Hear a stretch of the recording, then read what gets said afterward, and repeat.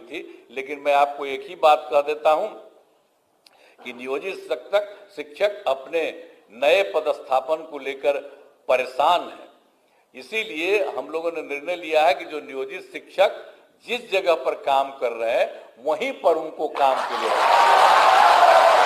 इसलिए हम लोगों ने कहा है जहां है तो वही सब ठीक। हम लोगों का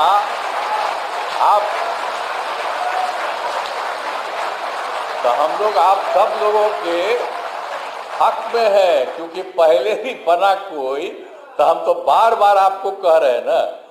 नमस्कार दोस्तों, मैं श्याम, आप सभी का हमारे channel the truth of India में स्वागत है।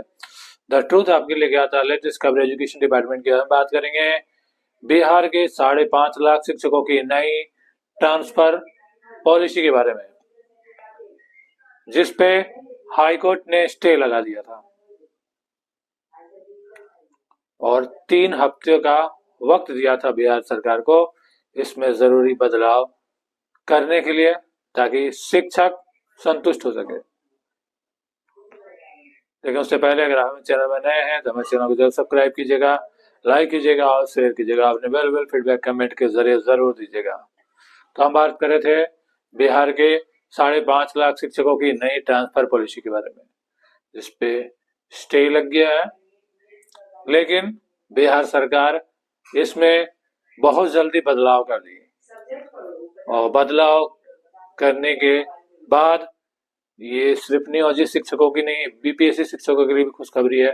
सबको बिहार सरकार ने ऐच्छिक स्थानांतरण का सुविधा दिया है और इसे आप अप्लाई कर सकते हैं ई शिक्षा कोष पोर्टल के थ्रू।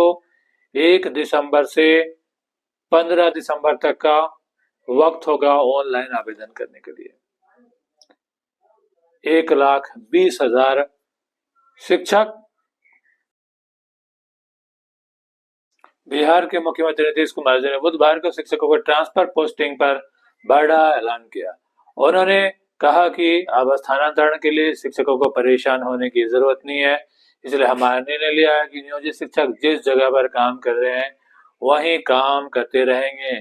सीएम नीतीश कुमार जी ने 1,14,138 शिक्षकों नियुक्ति पत्र वितरण कार्यक्रम को संबोधित करते हुए ऐलान किया कि उन्होंने शिक्षकों को बड़ी सौगात देते हुए कहा, नियोजित शिक्षक जिस जगह पर काम कर रहे हैं वहीं काम करते रहेंगे, वहीं राजकर्मी बन जाएंगे। एक दिन पहले ही पटना हाईकोर्ट ने शिक्षकों की ट्रांसफर पोस्टिंग पर बड़ा आदेश सुनाया था।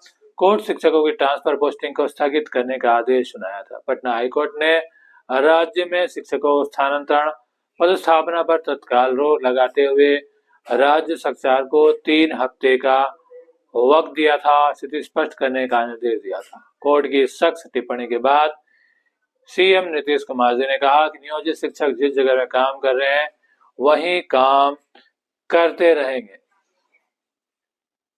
और इसके साथ नीतीश कुमार जी ने शिक्षकों को ऐच्छिक स्थानांतरण की खुशखबरी दी। अपने ही स्कूल में राजकर्मी बन जाएंगे। ऐच्छिक स्थानांतरण जो जाना चाहते हैं लेंगे ट्रांसफर, जो नहीं चाहते हैं नहीं लेंगे और स्कूल की टाइमिंग भी बदल।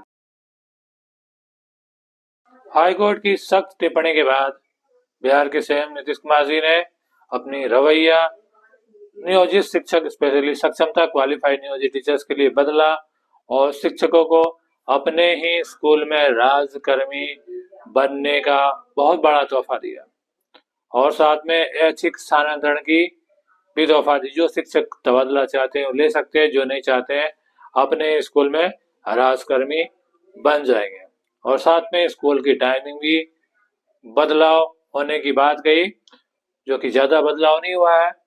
पहले 10 से 4:30 था, अब स्कूल की टाइमिंग 9:30 से 4 कर दिया गया। ज्यादा बदलाव नहीं, लेकिन पहले 10 से 3 होता था विंटर के समय, क्योंकि बहुत जल्दी अंधेरा हो जाता है, महिला शिक्षकों को घर जाने में परेशानी होती है। तो मुझे लगता है स्कूल की टाइमिंग तबादला करना चाहिए, 9:30 से 3 बजे करना चाहिए, जो कि यूजुअल होता है, जरूरी भी है।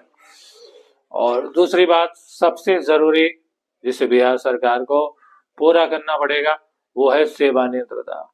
प्रेस कॉन्फ्रेंस में बिहार के शिक्षा मंत्री सुनील कुमार जी ने कहा कि शिक्षकों को सेवा निरंतरता नहीं मिलेगा, ज्वाइनिंग डेट पे उनकी सेवा शुरू होगी।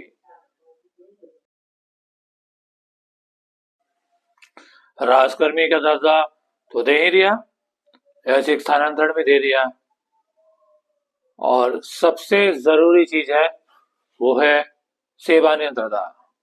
बाकी आप कुछ दे दे ना देते, लेकिन सेवा निरंतरता देना बहुत जरूरी था, भले आप ट्रांसफर कहीं और कर देते। जो शिक्षक 20 साल से 25 साल की सेवा दे चुके हैं, अगर सेवा निरंतरता उन्हें नहीं मिलेगा तो उन्हें रिटायरमेंट में क्या मिलेगा, प्रमोशन भी 8 साल के बाद। तो सेवा निरंतरता तो किसी हाल में बिहार सरकार को देना ही पड़ेगा। और शिक्षकों का हक भी है। शिक्षकों ने अपनी क्वालिटी सक्षमता परीक्षा पास करके सिद्ध कर चुके हैं, वो भी रिटायरमेंट की उम्र में। अगर आईएएस को भी दोबारा एग्जाम देना पड़े 20 साल बाद, वो भी क्वालिफाई नहीं कर पाएगा।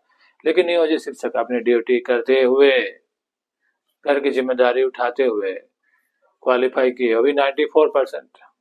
तो ये सबसे बड़ी क्वालिटी उनकी, बीपीएससी से ज्यादा क्वालिफाइड नियोजित शिक्षक है, तो उन्हें सेवा निरंतरता जरूर मिलनी चाहिए। शिक्षकों की क्या गलती है? 20 साल पहले आपने क्यों नहीं सक्षमता परीक्षा ले लिया और राजकर्मी क्यों नहीं बना दिए?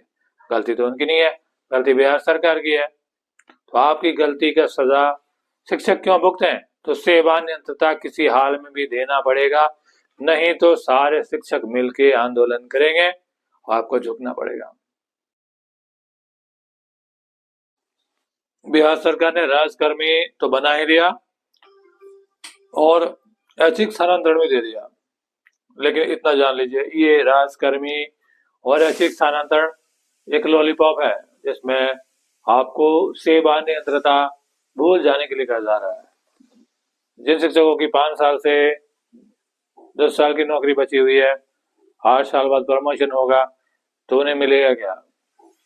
कुछ भी नहीं। और रिटायरमेंट के बाद उनके हाथ में क्या आएगा अमाउंट, खुद सोचिए। इससे पहले 2000 डिडक्शन होता था, अब जाकर डिडक्शन होगी।